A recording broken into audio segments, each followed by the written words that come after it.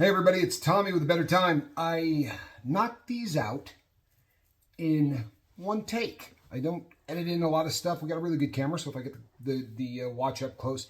This is the third take because I continually do something wrong to the point where normally I don't care. A cat runs through, whatever, because I'm here to talk about watches. But if I forget to tell you how much it costs, well, that's kind of a biggie. And then on the other one, I actually knocked the microphone, and it's a big microphone, onto the floor. Fortunately, it's still running. Good Lord. A watch check. I'm wearing Dad's Submariner, which my late father's sub. It's sort of my favorite watch. All right, so today we're talking about the Bulova Breton. Now, I don't mean the 1940s Bulova Breton. I'm referring to the brand new Bulova Breton. Now, you know that I have a love affair with vintage and I have a love affair with Bulova. Really love Bulova's old stuff. I don't buy a lot of brand new watches. I really don't. But when they're watches that pay homage to older lines, so you can kind of wear something that has that vintage look and feel, but it's bulletproof. You know, you got a sapphire crystal and you got a good solid Swiss-made movement in there, then I'm on it. You open the top. You got the beautiful Bulova display. It's got the drop down, which is reminiscent of Rolex does that. Some of the other sort of really high-end brands. And I think I'm not a box guy. A lot of people really freak out over the collateral material. I'm not that guy. But I do love that all of the collateral material, your warranty card, your limited card, all of those things, slide into the bottom, so that they're not getting mangled every time you try to find a place to put it as you put the, the inner and outer back together. So really a very, very solid inner box, which displays beautifully. The pillow on that thing is at an angle. It's like a triangular pillow, so that the watch always sits really in sort of a display mode kind of thing. And this little card, which is metal, kind of cool. You know what? I'm blind, so why don't we just let you read it? Let's see there. There we go. So it's the Joseph Bulova line. Joseph Bulova started the company in 1875. Now, by way of full disclosure, in 1875 he was not making watches. He was a wholesale jewelry company, but it was to become one of the largest watch companies in the world. They were making over 1 million watches a year. The majority of them in Switzerland, although he was making some stuff in the United States. Most of the movements, though, were Swiss. This is a throwback to the Breton model of the 40s. So it is going to retain the shape, right, of the original Breton. Obviously, it's going to have a sapphire crystal on it. The engine in this thing is a Sellita S200. Now, if you're into if you're into watches, you're probably familiar with the Sellita S200. See the balance wheel doing its thing. If you turn this thing, you're going to see the rotor pop down there, and it is signed Bulova. The S200 it's a good workhorse. Oris uses it. In some of their watches, they use it. The diver Alpina uses it in some stuff. It's a very solid movement. You're not gonna go wrong with Sellita. The expansion buckle is a nice sort of add-on. I'm gonna take off the rollie here for a second. Take off the sub, and I will slide this on. The reason I'm doing this, people, is because the size of this is remarkable. This watch could fit somebody with a wrist maybe an inch bigger than mine, and nobody has a wrist an inch bigger than mine. It's rare that I can buy a watch that I don't need extra links for. I need to order a custom strap that's longer, or I'm only going to get, the very last hole, which is never a cool thing because you always feel like the watch isn't quite on there. But this is just really, really big. And it's signed everywhere. You got a sign there on the expansion buckle clasp. You got a sign on the winding crown. Obviously, movement case. It really, everywhere where Bulova could put their name on this watch, they have. And I don't blame them because it's absolutely a gorgeous watch. You know, I have had emails of people that basically tell me that I love everything about every watch and there's nothing I ever bag on. It's not entirely the truth. I know that when I did the mill subs, I said there's nothing about this watch I don't like. The mill sub from Bulova, their limited edition dive watch, looks a lot like the 50 Fathoms.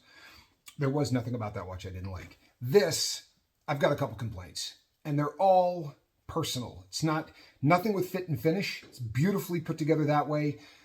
Just if you see the date in the 3 o'clock position, I'm an old man, and I would not have wanted to mar the look of this watch with a big Cyclops, magnification. Would not have wanted to do that, but I feel like they might have been able to go a little bigger with that. You know what I mean? Just a little bit bigger, because it's obviously considerably smaller than the numbers, right? So if it had been a little bit bigger, I would have had an easier time seeing the date. That's one of my complaints. The other is nitpicky as hell. I get it, but you see the numbers have that look of old loom. If you've looked at a lot of vintage watches, very often you get that kind of look. You can see that the loom has turned and you sort of get that. Really, I mean, this is a great copy of what loom starts to look like after 30 or 40 years.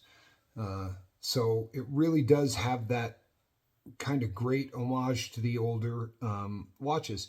So does that chapter ring around the outside. That sort of, I don't know how you would call that. But all those hash marks inside the two white lines that go around the outside just screams old school Bulova. But that's not loom on there. So this watch does not light up at night in any way. There's no loom on the hands. And with what they're doing today with some of the really cool sort of very, very bright loom, but it just has that vintage look.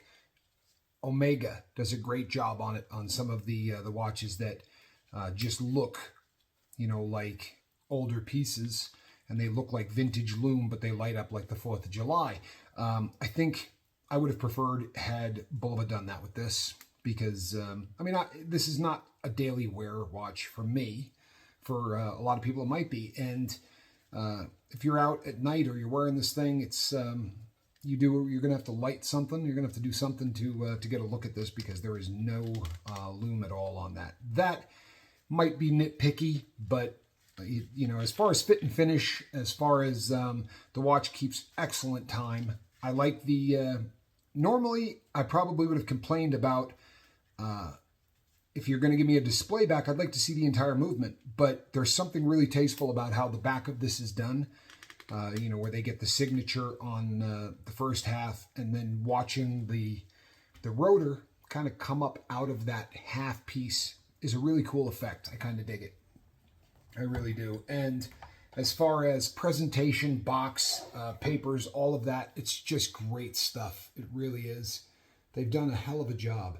This is number 24, right? So if you're a big fan of Kobe Bryant, right? We got Kobe's number on this. This is 24 of 350.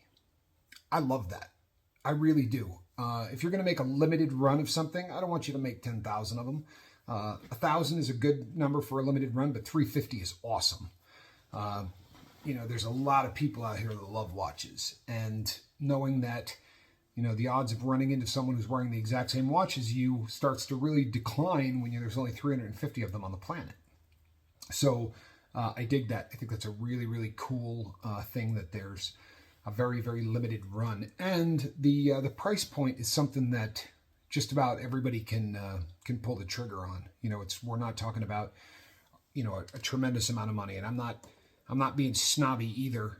If you're into watches, to spend about $1,000 on a watch, I don't think is the end of, sort of the price point that's going to break the bank. If you're really into watches, to spend $1,000 on something that you're going to get a lifetime out of. You've seen me do reviews for like the Devil Diver Snorkel oceanographer, and that's we got one in here for 71. The watch isn't losing any time. It's still boxed, papered. It's absolutely gorgeous.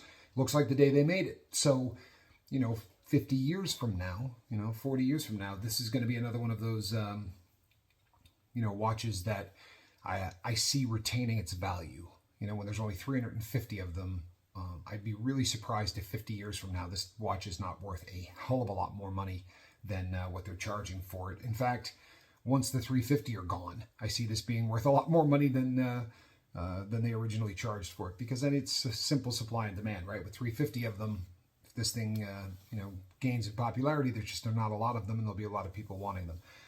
The exact price on this thing, Noah, price on the Breton, sorry,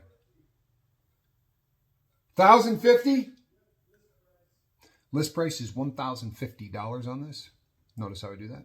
I yelled at my partner because he's the smart one. $1,050 is the price of that.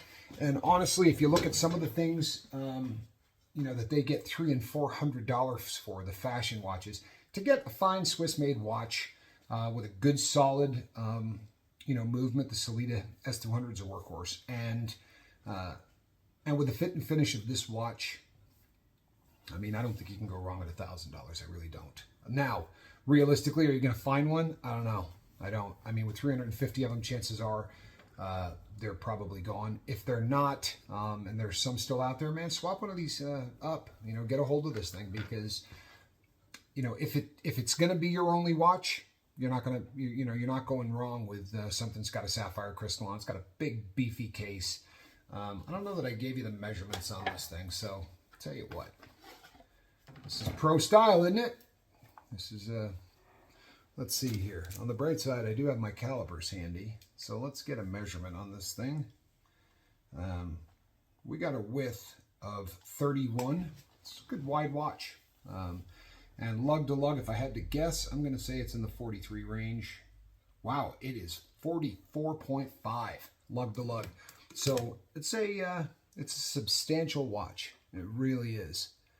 And again, it's just the finish on it is gorgeous. It really is. And the expansion buckle makes, you get the best of both worlds. The leather, obviously, is a great look, but with the expansion buckle, you tend to not wear out the strap as fast, and getting it on and off is something that's, really easy. And the expansion buckle is built beautifully. Sometimes they're not great. Sometimes the way that they open, for instance, if they don't have a release, there are a lot of companies that just believe that you make it so that you tug on the thing and it'll open. I hate that. It's not something I'm a fan of. This has the 2 release pieces. You squeeze the sides and it releases and it's locks in place solid. It's just a good watch all the way around. I'm really, really happy with it. I cannot think of too much other than what I mentioned, and that's, I don't know. It's just personal, things for me. My vision isn't what it used to be. I'm an old man. So, but other than that, yeah, I'm very, very happy with it. Now, is this watch for sale? Everything is for sale. This watch, everything is for sale, except Dad's Rolex, which I'll put back on. Everything else that I shoot videos on and I do anything, they're all for sale. If you're a Kobe Bryant fan, or if your number was 24 in high school or whatever, and you can't live without it, the watch is absolutely for sale. But you're certainly not going to pay what I paid, and I like it. So you probably would, you would have to make me a damn good offer. But as of right now, I'm going to put it back on the shelf in my collection. I really enjoy this watch. I think Bulova did a hell of a job, and I like seeing him come back. I really do. There are people out there that say they never went away. I'm not 100% convinced of that. I think that their vintage stuff is colossal. I think the stuff that they've been cranking out for the last few decades, I'm not wildly impressed with. But this stuff with the limited edition stuff, their new Sinatra line is gorgeous. I'm a little bummed out that there's not a limited edition Sinatra, but I bet I'm not the only one that complained to my authorized dealer about that. And if they pass that on, I would be surprised if we don't see some kind of a limited Sinatra run. If you're not really hip to Bulova, Bulova had a thing with Sinatra years ago when they just had his hat. The My Way is really cool. There's a lot of different Sinatra line. You should really check it out. Go to Bulova's website. Get a look at him. And you know what? You can tell us what you think in the comments, but just a gorgeous watch. I'm Tommy with a better time. And cue the music right now. Now some gears turning, like, use your imagination. A couple of beautiful girls on a beach, guy walking by with the watch on, really up close, right? All right, I'm Tommy. We'll see you on the next watch. God bless.